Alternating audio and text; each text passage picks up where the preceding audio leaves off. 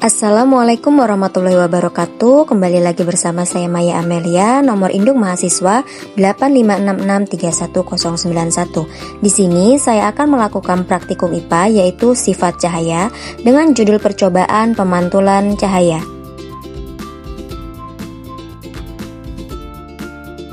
Adapun alat dan bahan yang digunakan yaitu ada cermin datar, kemudian cermin cekung yang saya ganti menggunakan sendok, kemudian ada cermin cembung, senter, lilin, sisir, dan yang terakhir ada tebing layar yang saya ganti menggunakan HVS. Percobaan pertama, pemantulan cahaya pada cermin datar.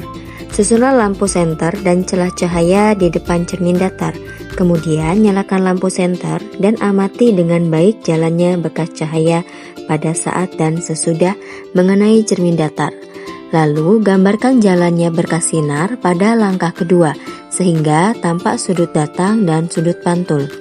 Ukur besar sudut datang dan sudut pantul tersebut, catat bagaimana sifat-sifat bayangan yang dibentuk oleh cermin datar tersebut. Selanjutnya pemantulan cahaya pada cermin cembung. Susunlah semua alat kemudian nyalakan lilinnya. Selanjutnya amatilah dengan baik jalannya berkas cahaya pada saat sebelum dan sesudah. Kemudian gambar jalannya berkas sinar pada langkah kedua tadi sehingga nampak sudut datang, sudut pantul, serta bayangan yang terbentuk. Kemudian yang terakhir, catat bagaimana sifat-sifat bayangan yang dibentuk oleh cermin cembung tersebut. Selanjutnya pemantulan cahaya pada cermin cekung.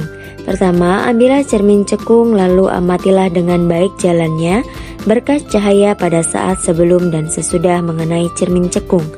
Kemudian gambarlah jalannya bentuk berkas sinar pada langkah kedua tadi sehingga nampak sudut datang dan sudut pantul serta bayangan yang terbentuk. Kemudian yang terakhir, catat bagaimana sifat-sifat bayangan yang terbentuk oleh cermin cekung tersebut. Baik, selanjutnya di sini saya akan melakukan percobaan pembiasan cahaya. Adapun alat dan bahannya, yang pertama di sini saya menggunakan air di dalam gelas. Kemudian yang kedua itu ada pena. Pembiasan adalah peristiwa pembelokan arah rambat cahaya saat melewati dua medium yang berbeda dengan ketepatan optiknya. Cara untuk membuktikannya adalah pulpen kita masukkan ke dalam gelas yang berisi air.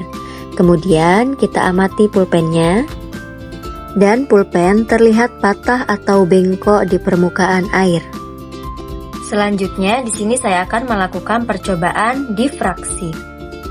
Pada percobaan ini kita melihat cahaya diarahkan menuju sebuah celah sempit. Setelah melewati celah, cahaya tidak lagi merambat lurus tetapi menyebar membentuk pola cahaya yang melebar. Inilah yang disebut difraksi, yaitu peristiwa penyebaran gelombang cahaya ketika melewati celah sempit atau penghalang.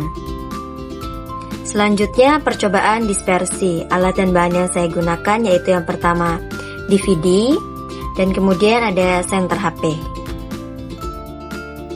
Jadi, dispersi adalah peristiwa penguraian cahaya putih atau polikromatik menjadi warna-warna spektrum merah, jingga, kuning, hijau, dan lain-lain saat melewati prisma atau dinding.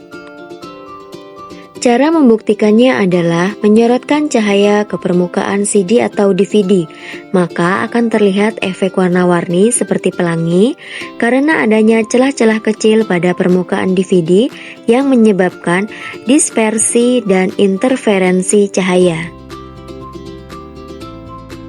Dari percobaan yang sudah dilakukan, dapat kita simpulkan bahwa cahaya memiliki berbagai sifat penting, yaitu dapat dipantulkan, dibelokkan atau dibiaskan, menyebar saat melewati celah sempit, saling berpadu membentuk pola terang dan gelap, serta dapat diuraikan menjadi berbagai warna spektrum.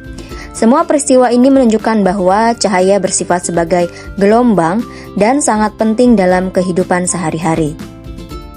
Sekian video dari saya, sampai jumpa di video selanjutnya. Wassalamualaikum warahmatullahi wabarakatuh.